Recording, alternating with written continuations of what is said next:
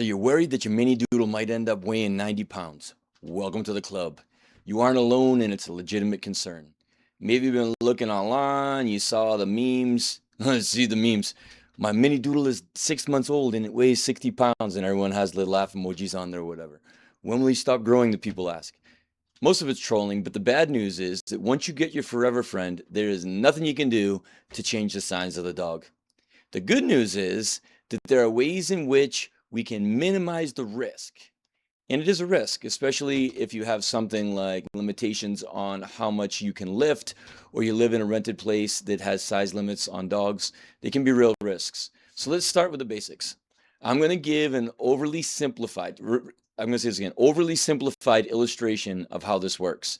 For this illustration, I'm only going to use a model with 2 genes to show how the size works in dogs and how it can work with the doodles.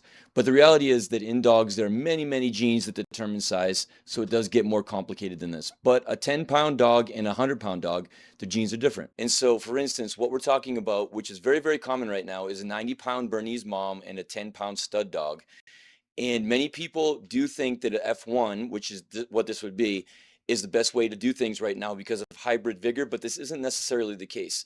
There is that benefit of hybrid vigor, but that decreases significantly when we introduce good health testing, and there are benefits to consistency. There's also downsides and potential downsides to what happens when we breed a 100-pound dog with a 5-pound dog, and there can be stuff with bone density and everything else. But what we want to really look at is why a 40-pound mom and a 40-pound dad, when brought together, they don't necessarily produce 40-pound offspring. There's a lot of variability with the doodles. All right, so let's take a look at this illustration. And so usually what we have is a 90-pound Bernese mom crossed with a 10-pound mini poodle. And so what I'm going to do here is that we have 2 genes or 2 gene clusters, and then each dog gets one from the mom and one from the dad, so we have 4 total. The black represents large size or a large size cluster, and with the mini poodle, the yellow represents a small size or a small size cluster. And so when we do this, the puppy will get 2 small size from the mini poodle and 2 large size from the Bernese, and so it'll come out like this. Now with the F1, because this doesn't translate over perfectly, what we have is usually a larger range that it can be anywhere from 30 to 70 pounds. And again, it's because it's not as simple as I'm making it out here, but I don't want to sell you on the genetics. I'm not a geneticist. What I want to sell you on is the principle so that when we talk about solutions later on, it'll be helpful and you'll understand. So in the F1, we get this range, we'll say 30 to 70 pounds, because they're getting 2 large size genes from one and 2 small size genes from the other parent. When we cross these, we have the F1 times the F1. Now we have a 30 to 70 pound dog times a 30 to 70 pound dog. You can, and you often do see this, where you'll have a 30-pound dog times a 30-pound dog, and then the expectation is that that dog's litter, or those dogs' litter, is going to come out and they're going to be 30 pounds or roughly around 30 pounds themselves. But that isn't necessarily the case, and this is why. Each one of those puppies is going to get 1 large size and 1 small size cluster from each one of the parents. And again, it doesn't work out completely like this. It's in principle, and I'm trying to illustrate for you. Then they're getting from the other one as well. And if it was only 1 large and 1 small, and 1 large and 1 small, then you would get this here, and most of those dogs would end up in the 30 to 70 pound range like the parents. But that isn't necessarily the case, because they can get the 2 large size from the mom and the 2 large size from the dad, and then you end up here with a 70 to 100 pound puppy. You can also get where you have 2 from this one and 1 small one and 1 large from this, and you can end up with these smaller end puppies.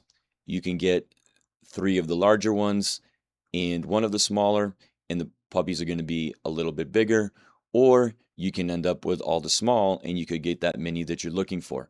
There's different percentages to this. You could work this out. It doesn't really help us to show the exact percentages because we're not dealing with exact genes here anyway. We're just working in principles. But if you wanted me to do that, you can let me know in another video.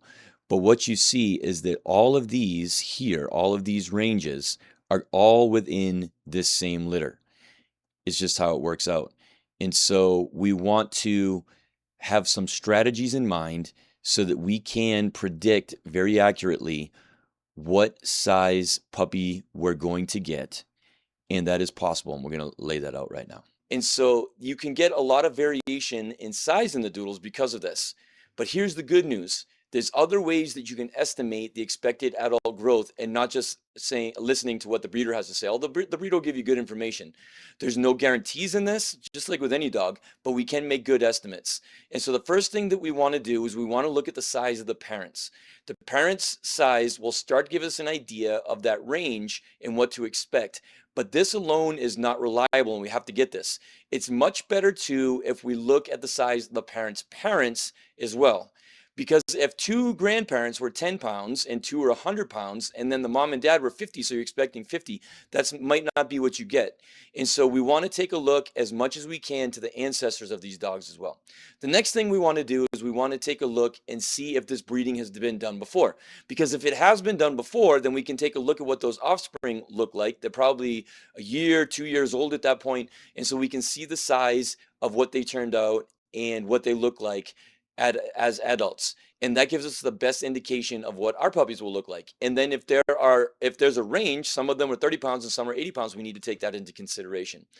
We also should ask the breeder what they expect the puppy size to be. And in this, we ask ourselves, is the puppy we're looking at the smallest? Is it the biggest one? Is it in the middle of the litter somewhere? And then we place it within that range. And again, these are ways that we can put together to make educated guesses. But as we put these different pieces together, we're going to get a much better picture on the size that our dog should be. Now, I had, for instance, before where I had two Bernedoodle sisters that I got, and one of them was about 60% the size of the other. The one was very, very noticeably bigger than the one.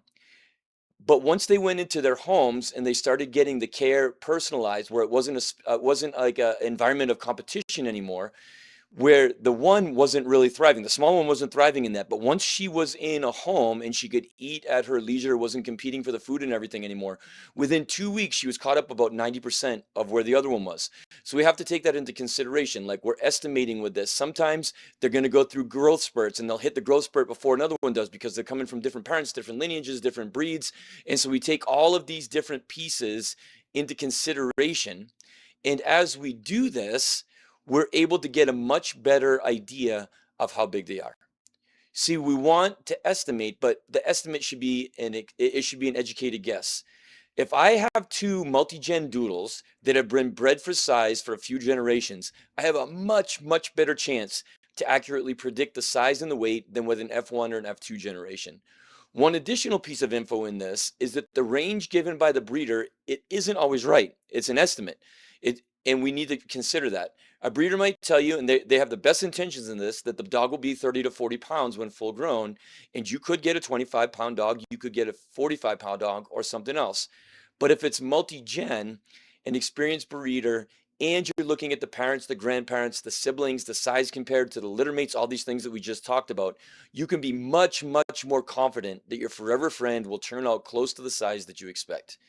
The genetics, they work in similar ways in regard to eye color, in regard to coat color, and the coat type, and especially in regard to furnishings. Make sure to subscribe, and we'll talk about these things in the coming videos.